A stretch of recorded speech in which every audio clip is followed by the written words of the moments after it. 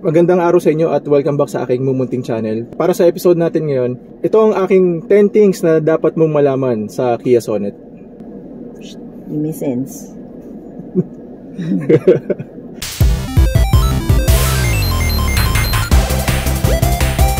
Magandang araw sa inyong lahat at welcome back sa aking mumunting channel. Una sa lahat, gusto ko muna i-take uli ang opportunity na to para magpasalamat sa mga nag-subscribe sa aking channel. Malaking bagay po para sa akin yung pag-subscribe nyo, kaya uli, maraming salamat po sa inyong lahat. Para sa episode na to, magbabahagi lang ako ng kaalaman na dapat nyong malaman para sa mga nagbabala kumuha ng Sonet at para na din sa mga Sonet owners na hindi gaano aware sa mga bagay-bagay na nagre-revolve sa mundo ng Kia Sonet. Ito nga pala yung mga kaalaman or mga impormasyon na nalikom ko sa tulong na rin ng mga kapwa Sonet owners. In short, these are contributions from the Kia Sonet community. Hopefully, makatulong din itong list na ginagawa ko para sa inyo. Ayun, so ganun uli. Tara, simulan natin yung part 2. Number 11 or number 1 sa part 2 nga pala to. Place ng air filter. Para po sa mga hindi pa po aware, dito po sa loob ng glove box po matatagpuan ang pwestuhan ng cabin air filter niya. Madali lang po ito buksan para sa mga taong gusto mag-DIY dyan. Number 2. Rear aircon has no own separate system. Only pass-through. Wala po siyang mga individual controls gaya ng mga nakikita natin sa mga mamahaling sasakyan kagaya ng mga Fortuner, Montero, etc. etc. Vent lang po siya na pwede niyong buksan at maisara. Ang pagsara po niya ay pag sinagad niyo po sila pababa and vice versa naman kapag bubuksan. Unlike sa harap, hindi nasasarado at ito nasasarado. Number 3. Ganito functions ng aircon with regard sa aircon vents sa likod. So kapag pinihit nyo dito sa una, malakas ang aircon sa harap, basta sarado ang mga vents sa likod.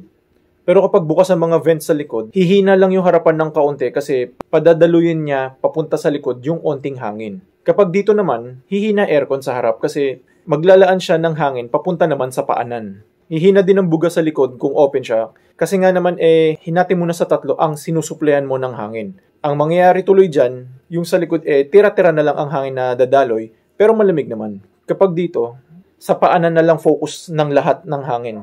At kung mapapansin nyo, namatay LC nung pabangon ni Mrs. kasi wala nang nadaloy na hangin. At dahil nga rin dito sa option na to, sa likod, mawawala na siya totally ng hangin. Dito naman sa pang-apat, same as kanina na, sa paanan pa rin ang focus. At walang hangin sa likod. Nadagdagan lang ng defroster para sa windshield. At itong panghuli naman is totally wala na talaga para sa lahat kundi defroster na lang. Number 4. Ang steering wheel diameter niya ay 38 cm. Number 5. Ang wheel spec po niya ay PCD 5 by 114.3.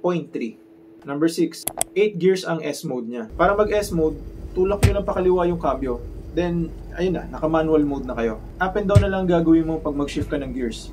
Parang sa arcade lang yung feeling. Pag nag-S mode kayo, bantayan nyo lang maigi yung revolution ng makina nyo para maiwasan ng anumang posibleng maging problema in the future.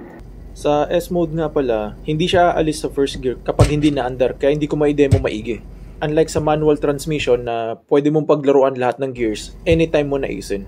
Number 7. Ang engine code ng Sonet ay SmartStream G1.5 MPI. Number 8. How to operate door unlocking from the inside.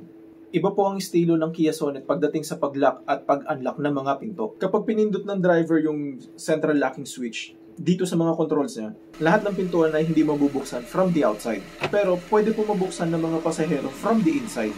Let me show you.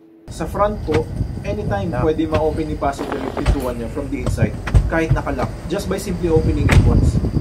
Pero sa mga pintuan sa likuran, kailangan twice mong ulitin para mabuksan ng mga pintuan. Number 9. Child lock positions. Dito po matatagpuan ang mga location ng child door locks. Maganda gumamit ng flathead na screwdriver dito or kahit yung susi na lang mismo para mapihit ang mga ito. Number 10. Sa mga naka-LX, upon startup, DRL starts the moment you release the handbrake. Sa mga naka-LX, hindi po siya napapatay. Dagdag ko lang, may napansin ako na meron mga instances na namamatay siya ng kusa kapag nagpa-park kami, pero nabubuhay uli kapag umaandar kami. Kaya kung sakali, babalitaan ko kayo kapag na-discover ko na kung kailan siya natitrigger para mamatay. At dyan po nagtatapos ang episode natin ngayon. Hopefully, gaya ng lagi kong hinihiling, sana may natutunan din kayo kahit papaano. Abangan niyo po yung susunod na kabanata. Hanggang part 4 po ang inihahanda ko na paparating. Ganun pa rin, mga kaalaman na nalikom ko para sa mga current Kia Sonet owners at para na rin sa mga potential future owners.